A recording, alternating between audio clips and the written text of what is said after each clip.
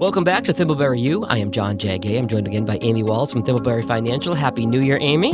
Happy New Year. It's always good to be here. And with it being New Year's and having just turned the calendar to 2020, which I think is a new decade, but I know some people debate about that, it is now the time to look at New Year's resolutions. This is something that is so important to so many people, and the best way to do it is to understand what you can do financially. So where do you want to start?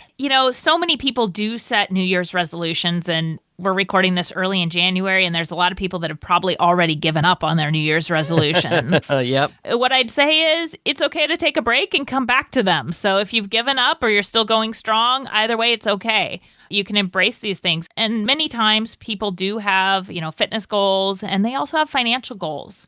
And so I think there's a number of things that people can do or should do as part of that kind of start to the new year, whether it's a resolution or just a checklist. We're recording this on January 8th. This is going to be published a couple days later. And if you've fallen off the wagon, it doesn't mean you have to wait until January 1st, 2021. You can sort of jump right back on. So where do we start in terms of improvement and resolutions financially, Amy? One of the first things I'd say is look at your cash reserve. Mm-hmm. Cash reserves are a foundation that keep you from having your financial plan crumble, your financial house crumble, if you will. And cash reserves ideally are 3 to 6 months of your expenses. Yes. This doesn't mean that look at your expenses and say, ooh, I'll cut out all these things if I'm not working. It's right. 3 to 6 months of your expenses today. Yes. If you're a single income household, that's where I would say the 6 months comes in. And if you're a dual income household, then 3 months might be an appropriate cash reserve, but somewhere in that range. Mm-hmm. The second goal, I'd say, once you've got your cash reserve handled or a plan to handle it, is to pay down debt. Yes. My suggestion here is using a debt snowball. And what I really mean by that is taking all your debt and lining it up, write down the interest rate, write down the balance, and then your minimum payments. Mm-hmm. And then look at how much extra you have to put towards that debt. A lot of people will say, oh gosh, my credit card has a minimum payment of $55. I'm going to round that up to $60. Mm-hmm. Okay. And I'm talking small numbers here, but take all of the extra, group it together, and whatever you want to add to it. So if you can put a total of an extra $100 towards the debt, then tackle one debt at a time. There's 2 schools of thought with this. One is pay down the highest interest rate. Right, I've heard that. Yep. The second is to pay down the lowest balance. Okay, because then you can sort of build some momentum, and that becomes the snowball. It's funny, you hear with credit card debt, when you hear the word snowball, you think really, really bad, but this can be where a snowball can be really, really good. Yes. And there are some online calculators where you can actually plug in your debt and look at the impact of a snowball and which way will be better for you. Okay. Part of this is, a New Year's resolution. It's about progress. And so I do tend to be more of the school of thought of pay down the lowest balance first. Okay. And most often when I have looked at this for clients, often their lowest balance tends to be their highest interest rate anyway. So essentially you're handling it both ways at the same time. Yes. I always heard the mindset of pay the highest interest first, but if I've got 5 credit card bills and all of a sudden I've got 4 or I've got 3, psychologically, that just feels like progress. And that's one of the ways that you can really stick to a resolution is if you can look back and say, hey, I've made progress, or hey, I went to the gym this month. You can sort of build on that momentum. And again, back to that word snowball. Yep. You want to be intentional about what you're doing. I think intentional is a really good word to use. And we do comprehensive financial planning and wealth management for clients. And just as much as we're looking at the numbers, we're looking at the behaviors and the personalities to say, what is it someone can do that they can maintain? Yeah. You don't want to set an unrealistic expectation for somebody. Absolutely. I set my resolution to get in better shape. That doesn't mean I was going to do 2 hours on the treadmill every single day for the year because I'd say, oh, that's too much, and I'm just not going to do it at all. So your point is well taken. Yeah, you'd be in an ice bath right now. I feel that way after just 2 days on the treadmill. Anyway, so what else can we do to improve our financial situation, Amy? Yep. Increase your savings to investments. Mm-hmm. At a minimum, try for a 1% increase and try to save 1% more of your income to investments. Okay, I like that. That's a reasonable number. If you're not maximum funding a 401k or a 403b at work and you have one available, then adding a 1% contribution, increasing it by 1%, you're probably not even going to feel it in your paycheck. Right. And if you have a company match, it is the only way to double your money on day one if they're matching, because you're putting in $100, they're putting in $100. Yes. I'd even say that if you aren't fully taking advantage of the match, try to increase it further to take full advantage of the match. Absolutely. All right, so there's some general goals to be better off financially. Now that we're kind of at the start of the year, Amy, what are some once-a-year items that we should be looking at around this time? Yeah, it's a really good time to check your credit report. Yes. A lot of banks now give you the opportunity to do that. There's also a website, My Free Annual Credit Report, where you can do that once a year that doesn't impact your credit score. Second thing I'd say here is review your beneficiaries. Mm-hmm. Make sure they're the way you want them to be. One catch with beneficiaries is if you have minor children, make sure you have appropriate language set up for those minor beneficiaries. Just naming them is not the best way to do that. Really important to know. Mm-hmm. You need to name someone to be the custodian, and you may need to get a lawyer involved to actually draft that language for you. Third thing, review insurance coverages. I know this stuff isn't any fun, but look at your property and casualty insurance. Is it adequate? Where do you have questions? Ask the questions. Your life insurance. Does it make sense? Oh, wait, you moved into a bigger house last year. There's more burden if you pass away tomorrow. Make sure that those numbers still make sense for you. Disability insurance. This is protecting your ability to earn an income. Right. Do you have a buy-up provision coming up later in the year and your income increased? Do you need to be taking advantage of that? Mm-hmm. And then if you have long-term care policies, also look at those and see, does it still make sense? Always important, because, there's the cliche about if I get hit by a bus tomorrow, but if anything happens to me, if anything happens where I'm not able to work, I'm not able to earn money, or I have a health problem where I do need that long-term care, you don't have to be a certain age for something to happen to you. It can happen to anybody at any age. That's such a good idea. What else can we do when it comes to budgeting for these once-a-year items to look at right now, Amy? For this last one, I'm going to be really glad that this is over the airwaves and not in person where people could throw darts at me. But it's actually going through your expenses from the prior year and figuring out what you spent and what you spent it on. Yeah. And I think that's really important to do because our memories aren't perfect. Absolutely true. And what we've spent in the past is often a guide to the future. So I think in doing that, you want to ask yourself a couple questions. What were the surprises that happened in the prior year? You mean like big ticket stuff like car repairs, things like that? Yeah, the things that, you had to travel somewhere unexpectedly and you just hadn't been prepared for it. Then look at those things and say, are they things that actually happen somewhat consistently, even though I don't plan for them?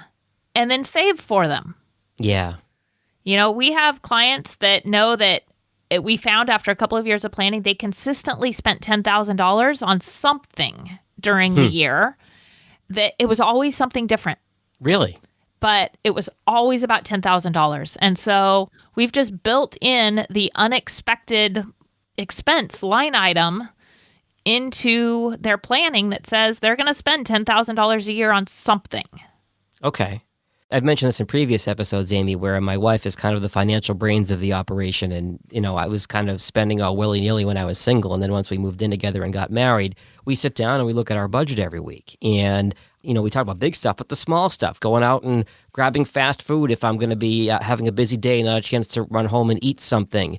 And then, she's like, okay, well, you've got this trip coming up. You need to budget and put money away from this trip. Whereas previously, I would just throw it in the credit card at the time of the trip and not plan for it ahead of time. So looking at the money you actually spent, this is something I've done. I've had my parents do it. It's every dollar. And it's so easy now with checking accounts online. You can look and see every dollar you spent as we use cash less and less. You can track everything. You can download it into a spreadsheet. You can look at it. And doing that for 2019 really will be a good way to give you some direction as to what you might be doing in 2020. Yep. And Jag, I'm going to use the example you said earlier, in trying to get fit in 2020. Mm-hmm. Does the way you spent money in 2019 reflect the way you want to live in 2020? So if you see that, gosh, I spent a lot more on grocery and coffee and adult beverages in 2019, if you spend what you spent in 2019 on groceries and dining out and beverages, is that going to help you get to your Get Fit goal in 2020? So you can use this information to be intentional going forward. Getting fit financially is just as important as getting fit physically. Absolutely. One trick with this that we have definitely found with our clients, we hear it frequently when people do this exercise, and we actually have all our clients do this exercise each year, is they find their grocery bills are high. At least they perceive them to be high. That's actually when I did this exercise with my parents. That was the biggest line item that was jaw-dropping, was how much they spent on groceries. Because either you do it once a week or, okay, well, I'll do my grocery shopping on Sunday. And then, it's Wednesday. I think I feel like cooking this tonight. I'm going to run out and spend another $25. And man, that adds up so fast. Yes, it does. So we've gone back to the old days recently with online ordering of groceries. It used to be that you called down to the market and the groceries would be brought to you. Well, we've gone back to that. And I think this is one of the best ways for people to save money in that grocery category. If you shop online and can go and pick up your groceries, even sometimes have them delivered, what's likely happened is you've meal planned for the week. So you're not buying extras. You're not having impulse buys. Mm-hmm. And you're probably buying healthier things. It's so funny because that's another thing that my wife has beaten me into shape with, which is figuratively, not literally, but is meal planning for the week. We'll sit down on Sunday and say, okay, one night we'll do chicken, one night we'll do fish, one night we'll do turkey, one night we'll do steaks or whatever it is. And because I work from home and she doesn't, I now have a list for the week and say, okay, well, this is the night. Let's do that off the list. And there is such a science. I have some friends that really know a lot about this when it comes to grocery stores and the end caps and the impulse buys and where things are placed and the colors and the shapes and the angles. And there's such a science to it to make you spend way more than you intended when you walk into the grocery store. You walk in planning to spend $75 and you're over 100 almost every time because they know how to get you. And every time, like, oh, that looks good. Let me get that. Oh, and it adds up so quickly. So doing it online, you're not walking around the store with an opportunity to say, oh, that looks good. Yep. We also moved 2 years ago, and we'd moved 3 years before that. And yeah, it sounds like we move a lot, but not really. And when we moved 2 years ago, we moved back to the neighborhood we'd lived in before. So we're back shopping at the same store. Well, the neighborhood in between had that same store. And when we moved over there, our grocery bills doubled. Really? Yes. So there's a couple reasons. One is there were two really unique, grocery stores within a few blocks of our house that we would walk to very frequently. So local and maybe a little bit higher end in some cases. Yes. And then the other thing is we lost our little local meat market. And we lost the little local produce stand. So I understood some of that. But the other thing that I actually was able to confirm when we moved back to this neighborhood and I started shopping at the other store, and keep in mind, these are the same brand of store, but the prices for some items were 40% more. Whoa. At the store in our other neighborhood. Now, both of them, we can order groceries from online and drive through to pick up.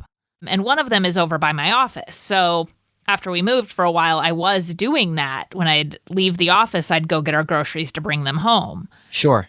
But now we make sure we shop at the one and pick up from the store close to our house. A little bit of research can save you so much money. Mm-hmm. Jag, something you said earlier that I think is also a really good point. You talked about weekly meetings with your wife to go over your budget.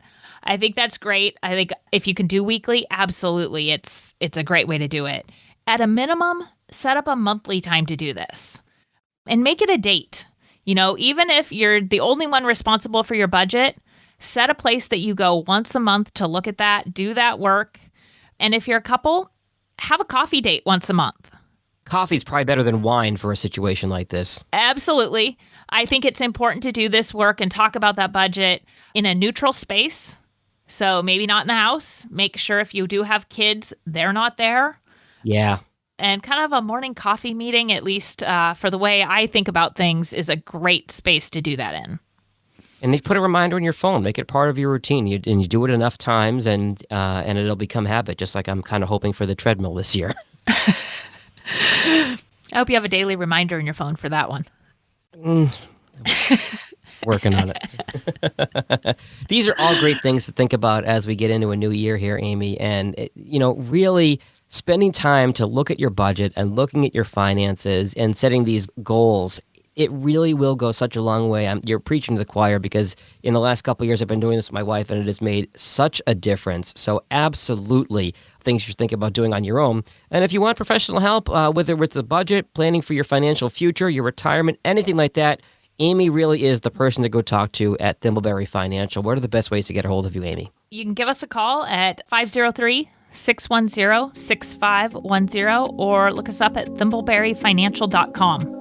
Awesome, Amy. Great to talk to you as always, and Happy New Year. Happy New Year to you. Registered representative. Securities offered through Cambridge Investment Research, Inc., a broker-dealer. Member FINRA, SIPC. Investment advisor representative. Cambridge Investment Research Advisors, Inc., a registered investment advisor. Cambridge and Thimbleberry Financial are not affiliated. Cambridge does not offer tax or legal advice. Thimbleberry Financial is located at 650 Northeast Holiday Street, Suite 1600, Portland, Oregon, 97232.